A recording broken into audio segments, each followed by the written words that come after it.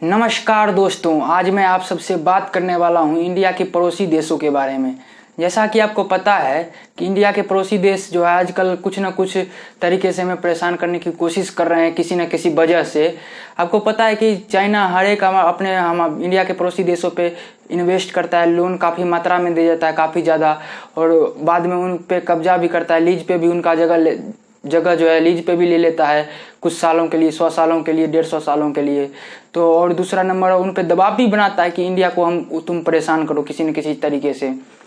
इसका कई उदाहरण है, अभी जब हाल ही फिलहाल में आया है। जैसा कि आपको पता है नेपाल जो है इंडिया का काफ़ी सबसे ज़्यादा बेस्ट फ्रेंड था है, और अब उन्होंने वहाँ पे एक वामपंथी सरकार है जो चाइनीज़ सरकार के काफ़ी ज़्यादा करीब है, और वो चाइनीज़ सरकार के कहने पे हमें परेशान कर रहा है। जैसा कि आपको पता है कि उन्होंने नेपाल सरकार ने कुछ दिन पहले एक नक्शा लॉन्च किया था जिसमें भारत के कुछ हिस्से को क्या कहते हैं नेपाल का हिस्सा बताया था। जब भारत सरकार ने इसका विरोध किया उसके बाद इस पर कुछ मामला ये रुका, और अब उन्होंने बिहार और नेपाल आपस में बॉर्डर शेयर करते हैं, तो वहाँ पे कुछ बिहार के लोग नेपाल जा रहे थे क्योंकि उनके रिलेटिव्स नेपाल में रहते हैं, उनसे मिलने। तो नेपाल पुलिस ने उनसे पैसा मांगा और पैसे की लेन देन में कुछ गड़बड़ी हुई, जिस वजह से नेपाली पुलिस को गुस्सा आया और वो इंडिया बॉर्डर के अंदर आकर 15 राउंड फायरिंग की, और उसमें 3 लोगों को गोली लगी। एक की तो स्पॉट पे ही मौत हो गई और 2 घायल हो गए, और उन्होंने एक बूढ़े व्यक्ति को भी उठा के जबरदस्ती नेपाल लेके चले गए और उन्हें मारा भी। जब भारत सरकार को इस बात का पता चला तो उन्होंने इस पे कार्रवाई की और नेपाल सरकार पे प्रेशर बनाया, और उन्होंने तत्काल ही छोड़ दिया 24 घंटे के अंदर, उस बूढ़े व्यक्ति को वापस भेज दिया इंडिया। और उसके बाद यही नहीं रुका नेपाल सरकार, नेपाल पुलिस यही नहीं रुका। उन्होंने क्या कहते हैं, जैसा कि आपको पता है कि बिहार में एक नेपाल से नदी आती है जिसका नाम बूढ़ी गंडक है, और उसी नदी में पानी का लेवल अक्सर बढ़ जाता है हर एक साल, और जिस वजह से वहाँ पे बाढ़ आ जाती है और काफ़ी ज़्यादा जान माल की क्षति होती है, जिसमें काफ़ी ज़्यादा नुकसान होता है बिहार का।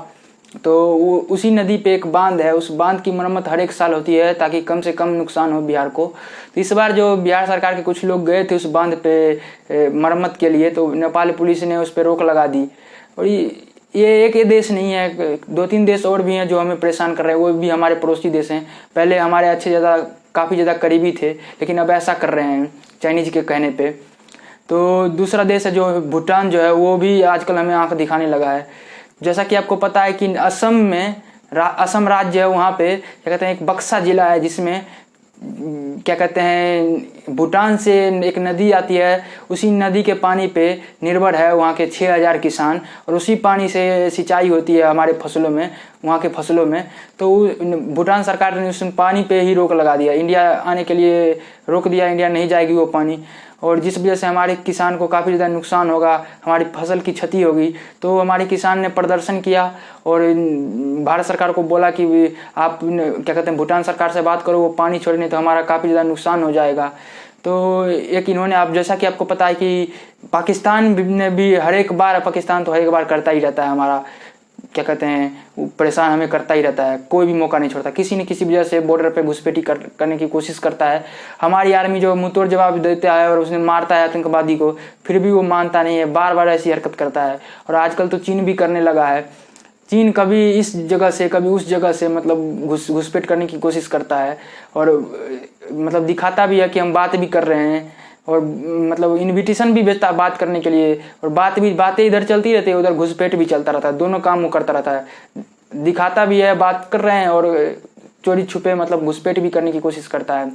हमें सैटेलाइट्स के थ्रू पिक जो मिलती है हमारे न्यूज़ चैनल को, हमारे गवर्नमेंट को, उससे हमें पता चलता है कि छोटी छोटी टुकड़ी चाइना सरकार की चाइनीज सैनिक की छोटी छोटी टुकड़ी जो है वो हमारे बॉर्डर के करीब आती जा रही है, और इधर बातचीत भी चल रही है और बोल रहे हैं कि हमारी सैनिक पीछे हट जाएगी, लेकिन ऐसा हो नहीं रहा है।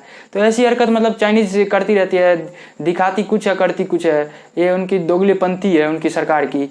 जैसे आपको पता है कि वहाँ पे तानाशाह है, वहाँ पे ड्रैगन जो है तानाशाह है, वहाँ पे कोई लोकतंत्र डेमोक्रेसी तो है नहीं, वो कुछ भी कर सकते हैं।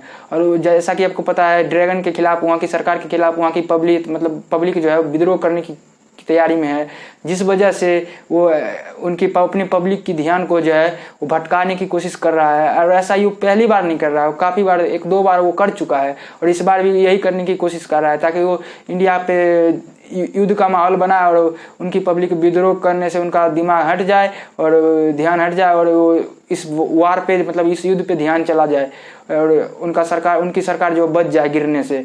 इस वजह से वो ऐसा करते रहते हैं। तो दोस्तों आपको क्या लगता है? जो भी आपको लगता है इस बारे में आप कमेंट बॉक्स में ज़रूर बताएं और हमारी भारत सरकार को क्या करना चाहिए ये भी राय ज़रूर दें कमेंट में।